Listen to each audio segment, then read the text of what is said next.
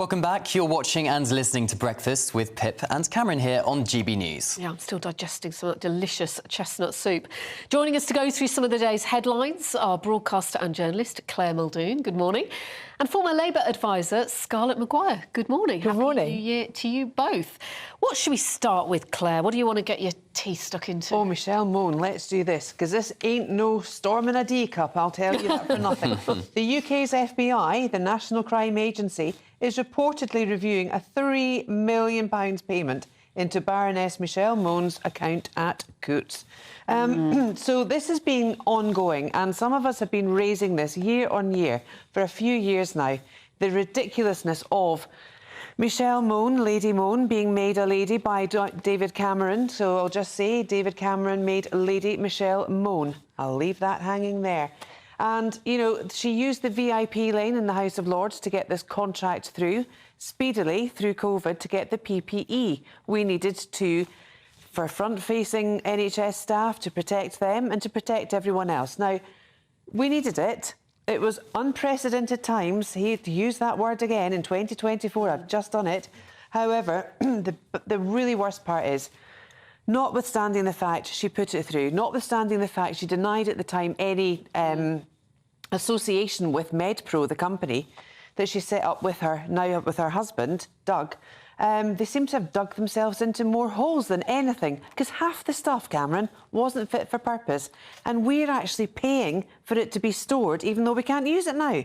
Well, she didn't do herself any favours during that interview with Laura Kinsberg either, did she? Oh, that kind of like Prince Andrew type interview. Wasn't it just ridiculous, Scarlett? It was completely ridiculous. But what is so shocking is they seem to think it's perfectly all right that you have a £200 million contract for something that, as you say, was absolutely desperately needed. No question about that. And he made £60 million out of it. And in the meantime, I mean, I remember going for my vaccination full of volunteers doing, you know, dealing with quite stressed people, calming them down, putting them... I mean, how millions of people during COVID did things for free, right? They really, really tried to help other people. And then the Mones, or the Barrowmans, Michelle and her husband Doug thought, this is a really good way to earn a lot of money. He could donate that profit to charity. No, it's all in trust. That's all in trust. It's all in trust. You know, you've got to trust them. For his children. On the Isle of Man. On the Isle of Man. The other issue for me is the checks and balances just aren't there when these what are they called? When the when the things that people buy, the procurement issues from the government, there should have been really good checks and balances done. The things should have been put out to tender, and the best company should have been given it. I mean, we should say that they have not been charged with anything yet. No one's saying they are being charged. No, I know, but I just want to make that absolutely clear. Absolutely. She told the BBC. Hang on, she told the BBC in her interview last month. She said that it's my husband's money, it's not my money. But she did apologise for lying about her link to PPE MedPro. She didn't just lie. She sent terrible letters to journalists threatening them for saying that she was associated. Yeah. I mean, this wasn't just that I wanted to protect my privacy, so, you know, I went silent. No. She got lawyers, and the lawyers are now being investigated for lying. She got lawyers to say that they did it. I mean, everything that they've done is so... I mean, even if they haven't broken a single law, right? And as you say, so far they are being investigated. But also, she's playing the victim here. So she goes, "Oh, they're treating me like a mafia person. You know, they've cancelled my bank accounts." And you think, yes, you are being investigated for fraud. Right? Yeah. I mean, and I just think that There just seems there's a lack of morality. a lack of self-awareness as well. Oh, completely. I mean, anybody who thought and you think, why did anybody advise her to do that interview? How was she going to say anything in that interview that was going to make us like her? Well, she claims she is only an indirect beneficiary of the profits. Well, doesn't matter. The contract was given because she was in the House of Lords. That's the thing. That's the key. OK, right, we've had a moan about moan. Scarlett, let's talk about something else. What do you OK, fancy? I would like to see... I think easily the best film that I saw last year was The Anatomy of a Fall, which it's a French film, but can I say a lot of it is in English? So I absolutely recommend it. It won the Palme d'Or. It's won all sorts of prizes. But the French have not put it up for the international Oscars, and they're saying that this is because, well, a lot of people are saying the government is denying it, but a lot of people in France are saying the reason it hasn't been put up is because the director was very critical of President Macron. I know. So it's a freedom of speech issue. I recommend anybody to see the film. Was the film critical of Macron? No. I mean, the film is a whodunit. And it's The Anatomy of a Fall. It's called The Anatomy of a Fall, and it's basically a guy. And did he jump out of a window committing suicide, or did his wife push him? Right, and it is a completely gripping courtroom drama, which is, I mean, absolutely brilliant. And you just think it would cream the Oscars. But does the French government have a say on which French films are up for the international Oscars? Well, the point is that there's having a say and having a say. So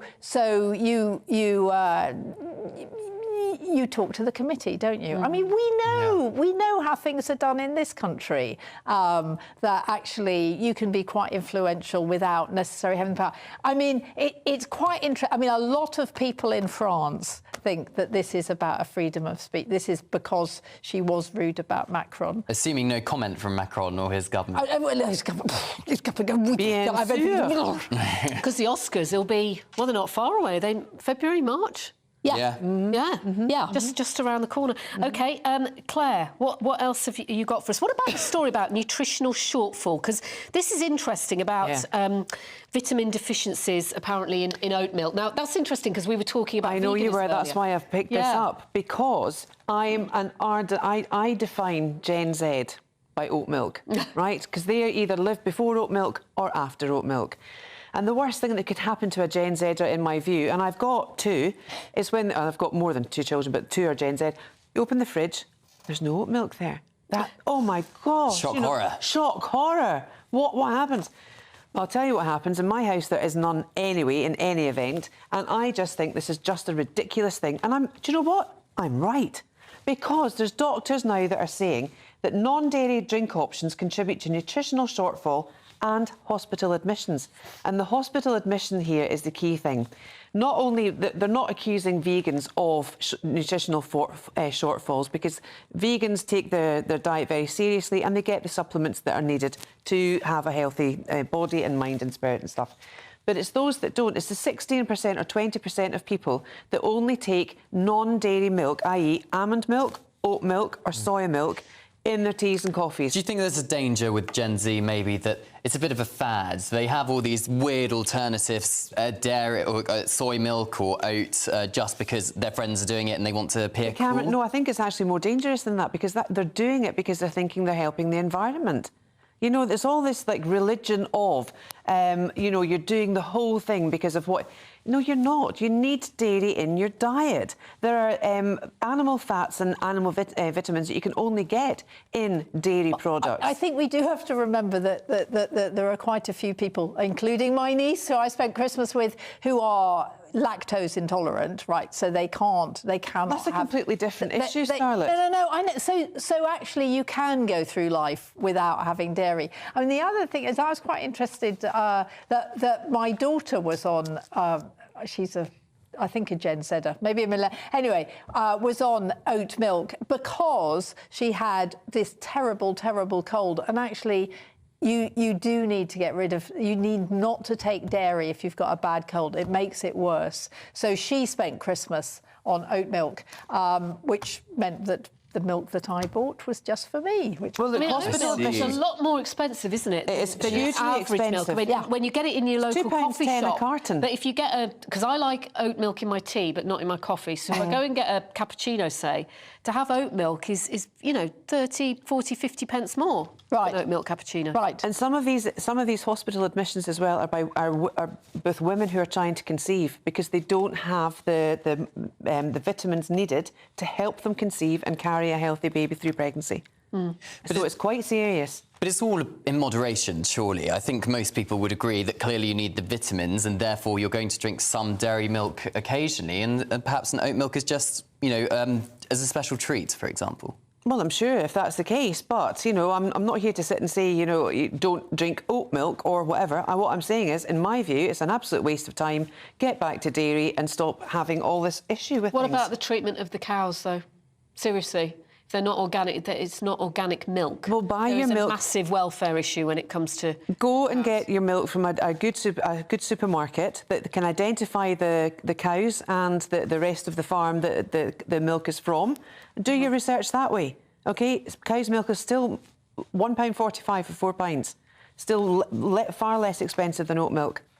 Scarlett, I was very jealous of Charlie Mullins earlier, who's in Dubai in the hot, beautiful weather. The UK weather forecast for January is less than satisfactory, I would suggest. It's absolutely terrible. I mean, it was just so...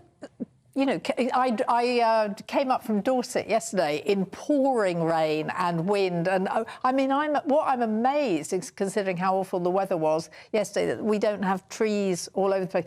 And then they're talking about a snow bomb coming in. No, January is going to be really, really awful. And honestly, if I was a sensible person, I would have left. I would have left the country by now and gone. I mean, a friend of mine is going to the Canaries just to see some blue sky. Just need some winter sun. Just need some winter sun. Well, let's get a more detailed forecast now. Craig Snell has your weather.